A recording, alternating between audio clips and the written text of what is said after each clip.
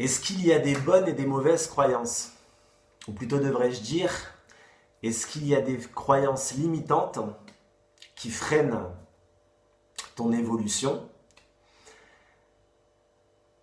et des croyances non figées qui te permettent de les remettre en question et de toujours évoluer?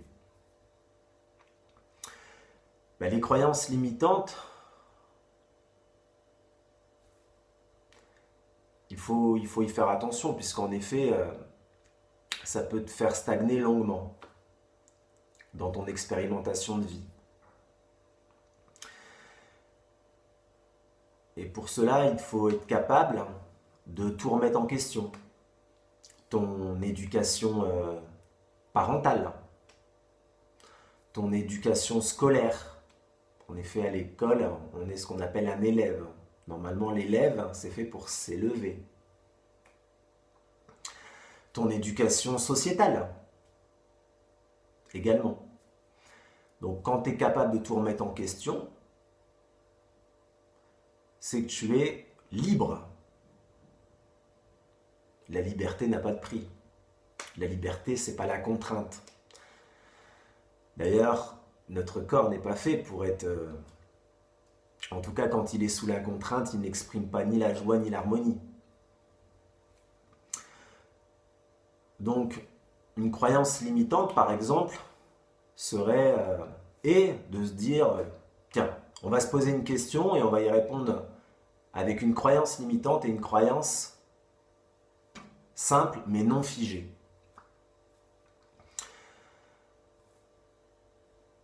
Est-ce qu'il y a d'autres formes de vie en dehors de la Terre, dans le cosmos?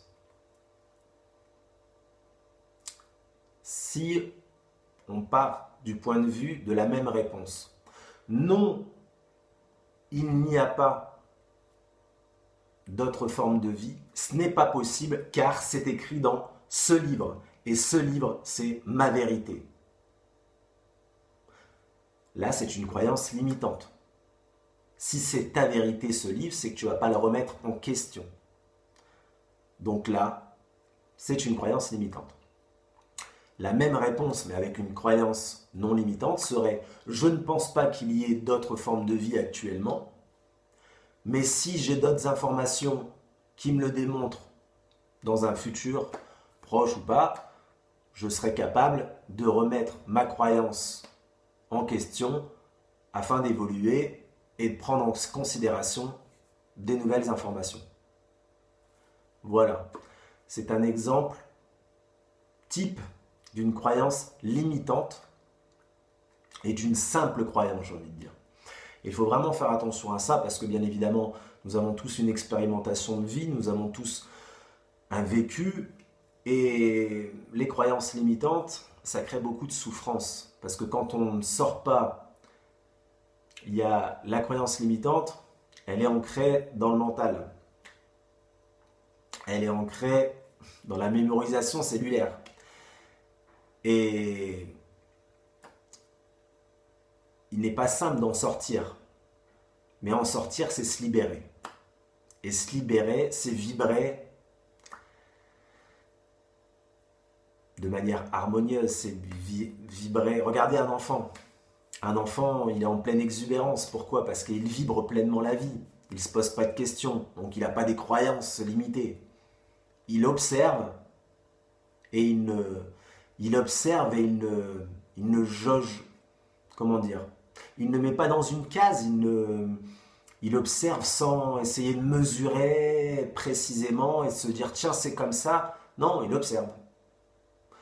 C'est ce qui fait qu'on voit qu'un enfant dégage beaucoup plus de vie que la plupart des adultes. Parce qu'il ne se limite pas. Et ça c'est très important. Donc je vous invite par là à l'introspection par rapport à vos propres croyances. Et c'est en regardant le canard boiteux en soi qu'on peut se dégager de cela et prendre son plein envol. Voilà. Merci beaucoup d'avoir regardé cette vidéo. Je t'invite à cliquer afin qu'elle soit vue par le plus grand nombre.